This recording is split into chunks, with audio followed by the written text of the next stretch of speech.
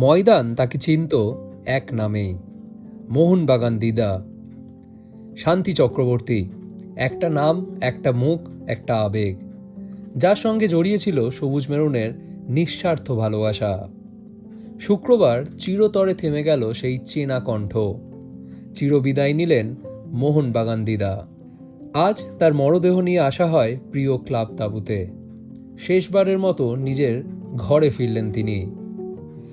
মধ্য কলকাতার অক্রুর দত্ত লেনের এক ছোট্ট ঘর, সেখানেই কাটত তার জীবন। না ছিল কোনো বিলাসিতা, না কোনো আর্থিক সচ্ছলতা, ছিল শুধু একটাই ভালোবাসা, মোহনবাগান। যৌবনে রেডিওতে শুনতেন শ্যাম থাপার খেলা, আর বয়স বাড়ার পরেও নাতনির হাত ধরে ছুটে যেতেন মাঠে। মোহনবাগান গ্রাউন্ড, সল্টলেক স্টেডিয়াম, এমনকি একবার গিয়েছিলেন কটকও। ভাবা যায়, সমবয়সীরা যখন ঘরে বন্দী, তখন মেয়েকে হারিয়েও ফুটবলের টানে, ক্লাবের টানে তিনি থাকতেন গ্যালারিতে। তাকে ভালোবাসতেন ফুটবলাররাও। সোনি নডি সোশ্যাল মিডিয়ায় তার ছবি পোস্ট করেছিলেন। প্রবীর দাস একদিন প্রণাম করে কিছু টাকা হাতে দিয়েছিলেন তার, আর দিদা অবাক হয়ে বলেছিলেন, টাকা কেন?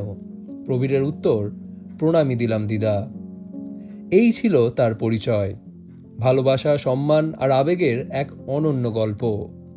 ক্লাব জিতলে হাজার কষ্ট মুহূর্তে মিলিয়ে যেত আনন্দে, আর এই নিঃস্বার্থ ভালোবাসার জন্যই মোহনবাগান তাকে সম্মান জানিয়েছিল সেরা সমর্থকের পুরস্কারে।